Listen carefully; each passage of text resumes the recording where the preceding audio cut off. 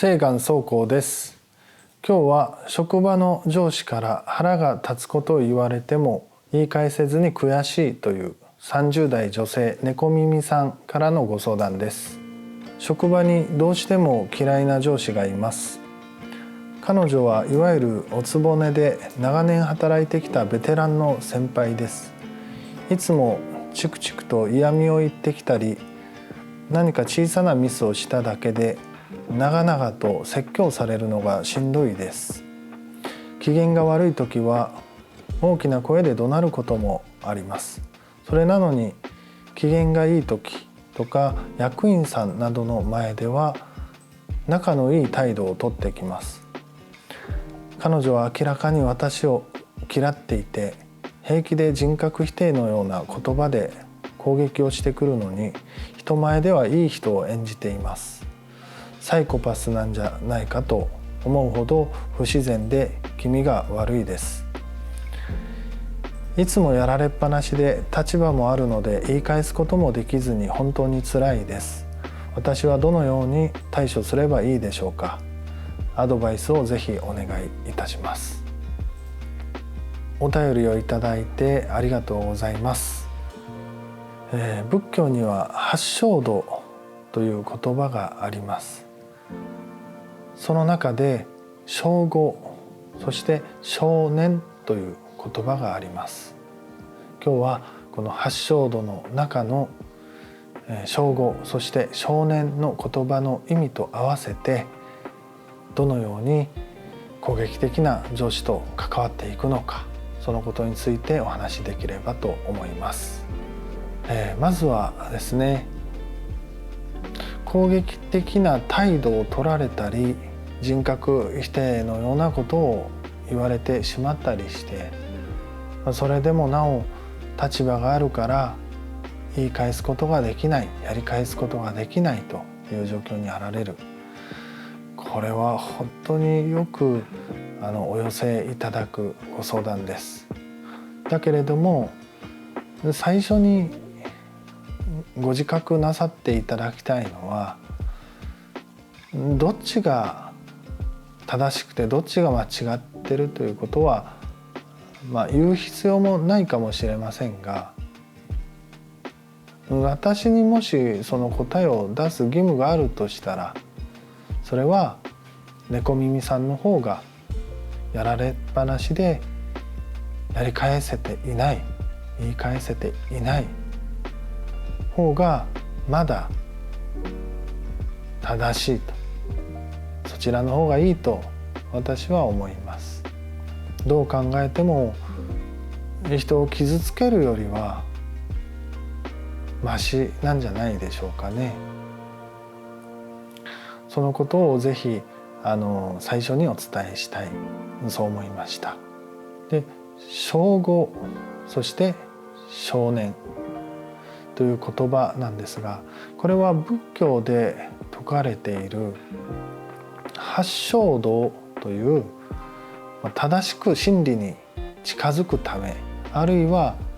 悟りを得るために必要な作法といいますか、生き方そのものを説いた言葉なんですね。正悟ということは悪いことを言わない。で、この場合であれば攻撃的なことを言わない、人を傷つけないということを意味します。で、次に正念というのは正しく気づくという意味です。で、猫耳さんのご相談の場合であれば、今いろんな気持ちが湧いたりとか、その実際にひどいことをされた瞬間に何か思ったり感じていらっしゃると思うんですけど、それをその時にはっきりと気づくということですね。これが同時にできると、したたかにしなやかに対処していけるんじゃないかと思いまして、ご紹介しております。シンプルに想像してみると、何かすごいひどいことをいつものように上司から激しく言われましたと。で、その瞬間に自分の心の動き、頭の動きに気づくわけです。嫌な気持ちがするとか、なんだこいつはと、また自分の中にも怒りが湧いた、そのことに気づくんですね。でその上で称号、攻撃的なことを言わない、いちいち取り合わないという意思決定をする。その2つがまず最低条件としてやってみていただきたいことですね。でこれはすでにやっていらっしゃる可能性が非常に高いですね。おそらく1度や2度じゃないと思いますし、こうしてお便りをくださるほどにお悩みでいらっしゃるわけですから、かなりの回数期間我慢なさっていたんだろうなと想像がつきます。でやっぱり初めにお伝えした通り、言い返せなかったりやり返せないことは良きことですね。まだやってる側よりは。それは自分の意思でやってればなおさらのことなんです。果たして猫耳さんはやり返す術が一切わからなくてやり返さないんでしょうかね。世の中にはもっと感情的で瞬発的に人を傷つける、ひどくやり返す人もいます。それは誰だってその気になればできることですよね。ひどい事件が起きたりもしますよね。いつもやられっぱなしの人がカッとなって大変な事件を起こしてしまうということもあると思うんです。で、ああいうものを見てですね、その当事者の人が何か機能的に、例えば心理的、脳科学的にエラーが起きてやってしまった、そういうふうに解釈するから、気が触れてやってしまったことだって解釈するから自分とは関係ないと思ってしまうんですけど、果たして全部が全部そうなんでしょうか。たまりにたまった怒りを爆発させる、その瞬間に、覚悟、そんなことはしないぞという覚悟が揺らいでしまう。たったほんの少しの気の緩みだったりとか、最後の一滴のたまりにたまった鬱憤がですね、コップから溢れ出るようにそういう行動を起こしてしまうことだってあると思うんですね。ですから今はまだ我慢できている、自分の意思でやり返していないと、これは立派なことです。そのまま続けてくださってもいいと思います。無能だったり頭が良くなかったり不器用だから言い返せない、やり返せないわけじゃなくて、そういう意思決定を無意識にやっているかもしれません。私はそう信じたいなと思います。かといってやり返さないのが正解とは言い切れないですね。感情的になって相手の煩悩、怒りに乗せられて自分の怒りをぶつけて怒り合うというのはやはり良くないと思いますし、それは確かに避けたいんですけども、何にも言わずに抵抗もせずに黙ってやられるのもどうかなという気がしますね。で、私は普段からコミュニケーションのことをよく学んでいます。こうして僧侶になる前にはコミュニケーションのことを教えたりするようなこともありました。キャリアコンサルタントという資格があってですね、そういうことを生かして相談に乗ったりもしておりまして、そんな中で、知った言葉があるんですけど、アサーティブという言葉がありまして、アサーションコミュニケーション、アサーティブコミュニケーションというみたいですけど、簡単に言うと自分を曲げないんだけれども相手も曲げないという感じでしょうか。自分が勝って相手を任すというんじゃなくて、自分は負けない、わざわざ負けないんだけど、相手にも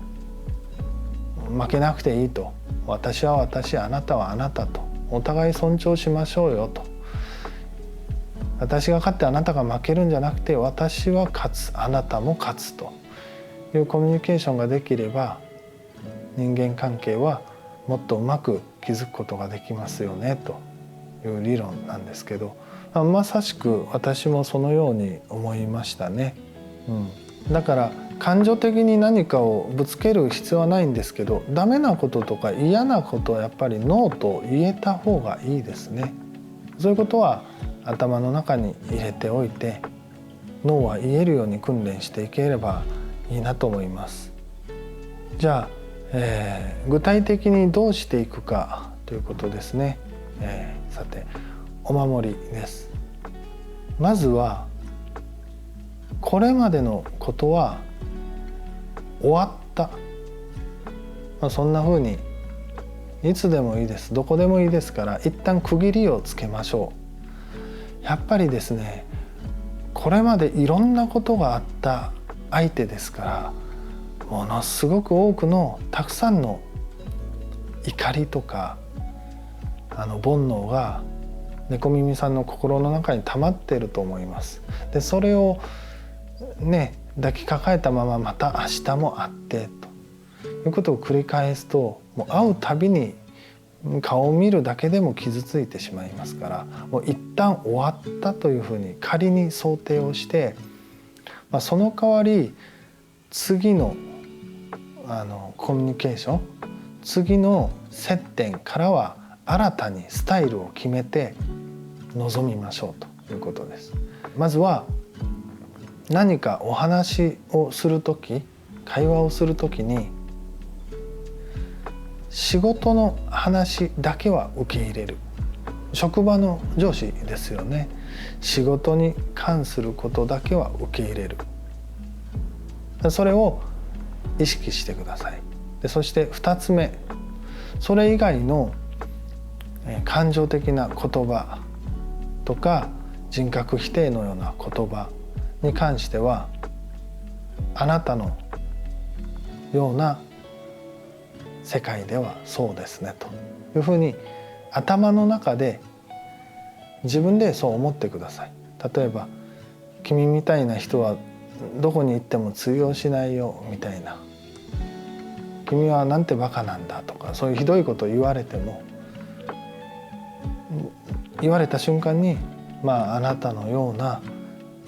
人の世界ではそうでしょうねと、少し小バカにするような気持ちを抱いてみてください。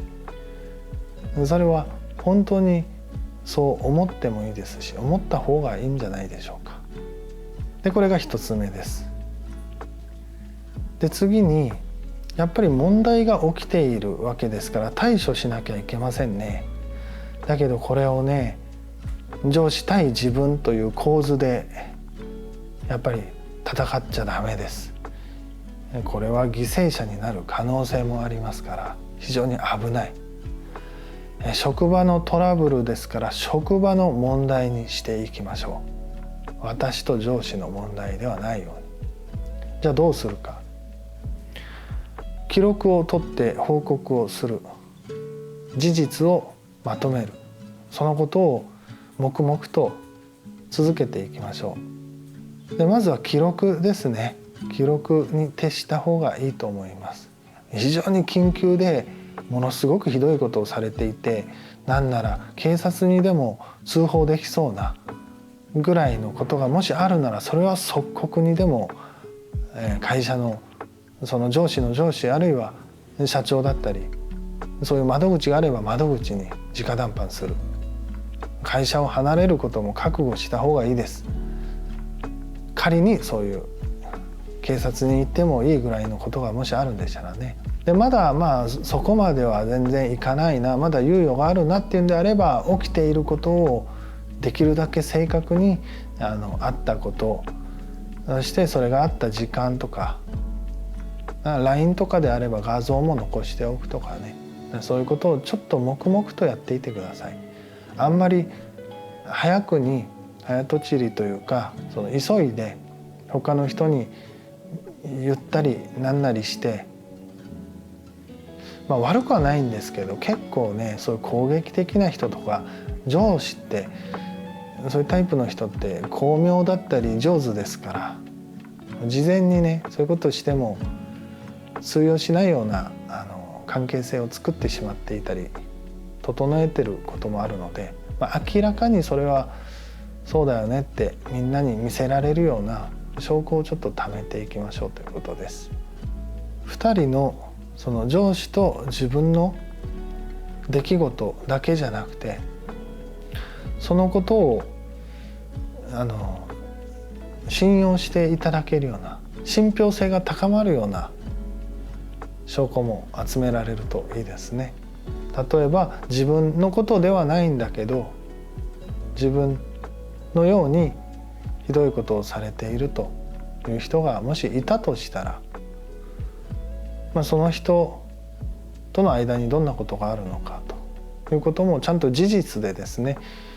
認められるようなことであればそれも記録しておいて、いざとなったら一緒に見せて助けてもらえるような保険にしていかれることが必要かと思います。そして、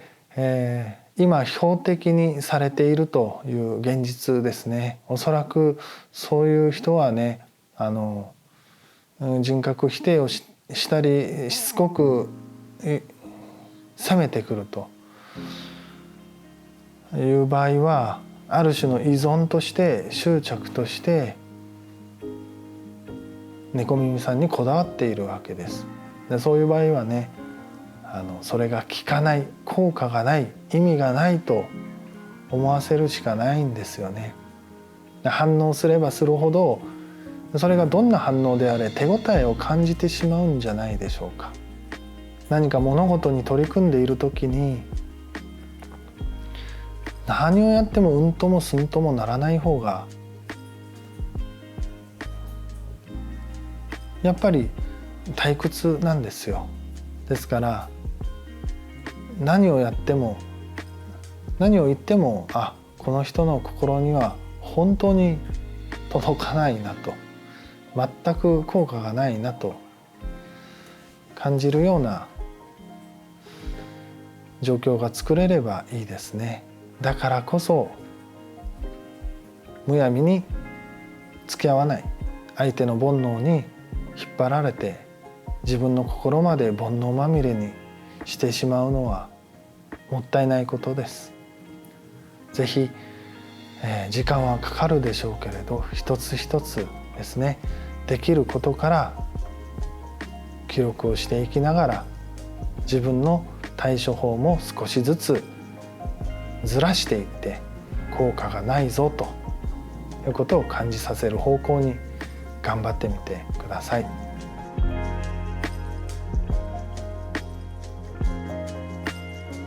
猫耳さん、そして動画を最後まで見てくださった皆様に心から感謝申し上げます。ありがとうございます。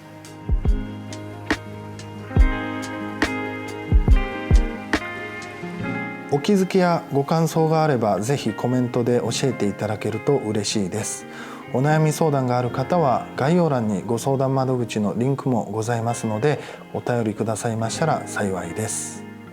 ありがとうございます。